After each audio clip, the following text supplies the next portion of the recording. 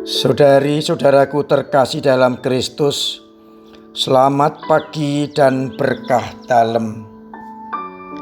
Kita berjumpa kembali dalam renungan harian kita,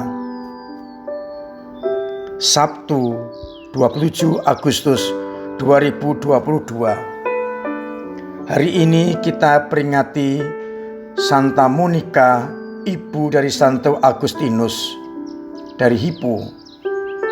Ia lahir dari keluarga yang sangat Kristiani dalam imannya di Tagaste, Afrika Utara. Pada usia 20 tahun, ia menikah dengan Patricius, seorang pemuda kafir yang cepat panas hatinya. Dalam kehidupan dengan Patricius dan juga anaknya, Agustinus, Monica mengalami banyak tekanan karena usaha untuk mendidik Agustinus anaknya menjadi orang yang berbudi luhur ditertawakan, dicemooh oleh Patricius. Namun Monica tidak pernah mundur.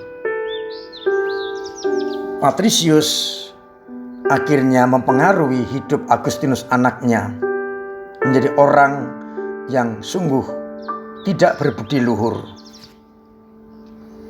Namun Monica terus-menerus berdoa dengan air matanya tanpa putus asa. Dan akhirnya doa itu dikabulkan. Patricius suaminya bertobat dan minta dipermandikan sebelum ia meninggal dunia saat-saat terakhir hidupnya. Monica sungguh bahagia. Masih menjadi PR, yakni mendidik Agustinus anaknya yang sudah dipengaruhi oleh yang sang ayah. Ibunya sangat khawatir ketika Agustinus studi di kota Kartago. Ia sempat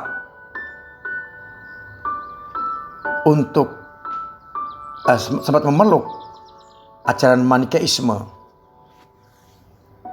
Monica tetap mengikuti Agustinus demi iman dan karakternya. Ia minta tolong kepada uskup dan berkata, "Pergilah kepada Tuhan. Sebagaimana engkau hidup, Tuhan akan mengembalikannya kepadamu." Nasihat itu sedikit menenteramkan hatinya. Ia menyusul anaknya ke Italia dan menyertainya di Roma maupun di Milano.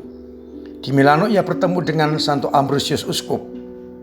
Berkat bimbingan dan teladan Ambrosius, Agustinus anaknya bertobat dan kembali ke jalan yang benar. Inilah puncak kehidupan Monica.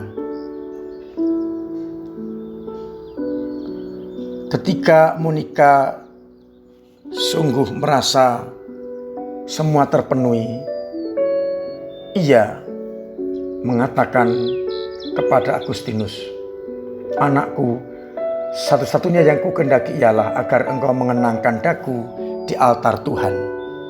Dan akhirnya Monica meninggal. Kita bersyukur atas orang kudus ini yang dengan gigih memperjuangkan pertobatan suami dan anak-anaknya dengan air matanya. Dan Tuhan mendengarkan doa itu.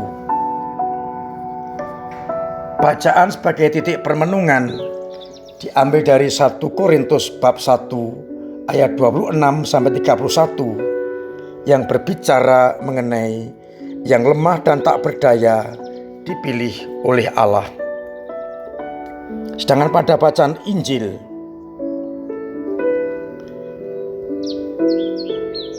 kita akan mendengarkan Injil Matius bab 25 ayat 14-30 yang berbicara mengenai talenta yang diberikan tuannya dipercayakan kepada hambanya. 2 menggandakannya, mengembangkannya, yang 1 menyimpan dalam tanah. Saudari-saudaraku terkasih dalam Kristus, Tuhan memberikan kepada kita talenta sesuai dengan kemampuan kita masing-masing. Sehingga di tengah-tengah dunia ini ada banyak profesi dari talenta-talenta itu menurut kemampuannya. Tuhan mengharapkan bukan kita mengubah talenta menjadi seperti yang lain, tapi Tuhan mengharapkan agar kita memperkembangkan talenta itu sehingga menjadi berlipat-lipat. Kalau kita sebagai guru, jadilah guru yang baik. Kalau kita sebagai dokter, jadilah dokter yang baik. Kalau jadi pengusaha, pengusaha yang baik. Jangan ingin kita guru ingin menjadi dokter, pasti tidak akan mampu. Gambaran dari perumpamaan talenta ini mau mengajak kita untuk menepis, meninggalkan sikap iri hati. Ketika orang lain diberi lebih, kita seringkali iri hati. Tapi pertanyaannya, sanggupkah kita menggandakan talenta itu? Cukuplah bagi kita untuk menggandakan talenta yang kita miliki, yang diberikan Tuhan kepada kita dengan sungguh-sungguh. Namun seringkali kita menginginkan yang lain dan akhirnya menempuh jalan yang tidak benar. Saudari-saudaraku terkasih dalam Kristus, kita juga bisa berbicara mengenai berbagai macam karunia, tapi satu roh. Masing-masing berfungsi menurut anugerah yang diberikan kepada Allah. Sehingga saling kerjasama akan menjadikan keharmonisan.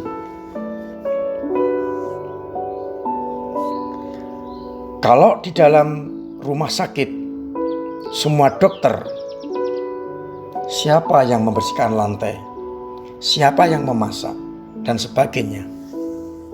Dengan kata lain, masing-masing diberi talenta untuk diperkembangkan demi mendukung kebersamaan. Namun kita dikuasai oleh sikap iri hati yang membuat kita ingin seperti yang lain, dan akhirnya kita tidak memperkembangkan talenta yang diberikan Tuhan kepada kita. Kalau berbicara dari bacaan yang pertama, Allah memilih tidak berdasarkan kemampuan, tapi apa yang menurut Allah bisa menggunakan kepercayaan itu. Yang lemah dan tak berdaya dipilih oleh Allah.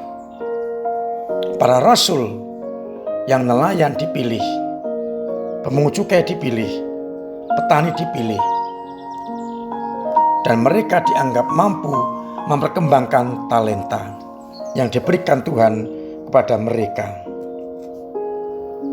Oleh karena itu, kita sekarang boleh merenungkan talenta kita masing-masing, dan apakah kita sudah memperkembangkan dengan sebaik-baiknya, ataukah kita justru merasa iri dan akhirnya meninggalkan talenta itu, mencari jalan pintas untuk mengikuti atau iri dengan talenta orang lain. Mari kita tinggalkan sikap iri dan kita sadari kita yang lemah dipilih untuk memperkembangkan kerajaan Allah dengan cara kita masing-masing, sehingga akhirnya dengan cara bekerja sama kita akan mampu mengembangkan talenta yang diberikan Tuhan kepada kita. Tinggalkan sikap iri hati dan bangun semangat syukur atas talenta yang diberikan Tuhan kepada kita, dan kita kembangkan sesuai dengan kehendak Allah. Tuhan memberkati kita sekalian. Amin. Marilah kita berdoa. Bapa yang penuh kasih, karena dikuasai oleh iri hati, maka kami seperti hamba yang ketiga yang menyembunyikan talenta itu, lalu berusaha untuk merebut milik orang lain. Karena iri hati itu, talenta kami tidak berkembang. Maka ya Bapa, kami mohon kuatkan kami, agar kami mampu untuk meninggalkan sikap iri hati dan mengembangkan talenta yang Kau berikan kepada kami, agar akhirnya kerajaan-Mu semakin diperluas di atas muka bumi ini. Kuatkan mereka yang putus asa, beri semangat agar tetap mampu hidup sesuai dengan talenta yang diberikan kepada mereka untuk diperkembangkan, sehingga menghasilkan hasil yang berlipat-lipat. Kuatkan mereka yang jatuh, sembuhkan yang sakit, dan semoga mereka yang berbeban berat Engkau ringankan. Bantu mereka yang berkekurangan dengan uluran tangan sesamanya.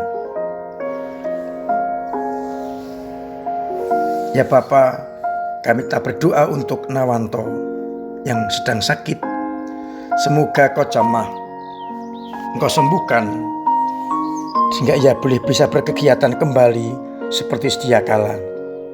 Semoga akhirnya banyak orang menjadi pengikut-pengikut-Mu, karena sungguh merasa Kau sembuhkan dari berbagai penyakit.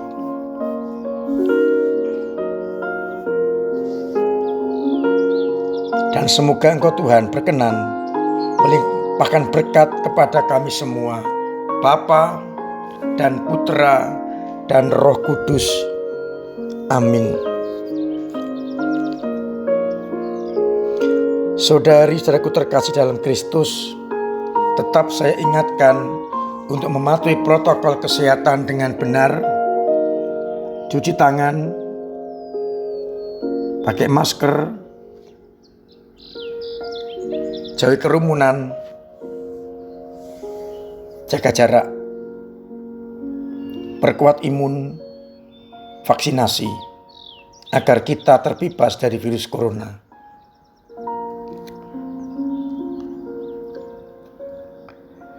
Tanggal 8 September adalah ulang tahun paroki kita yang ke-83. Maka saya undang umat untuk hadir dalam Ekaristi bersamaan dengan mendukung umat yang menerima sakramen penguatan.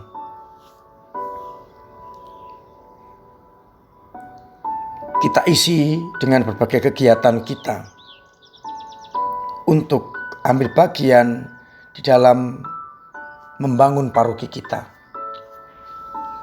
Kerja bakti, pemilahan sampah, demi kesehatan dan kebersihan paroki.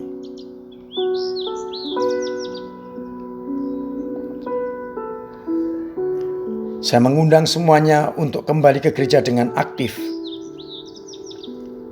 agar kita semakin mampu berekaristi tatap muka.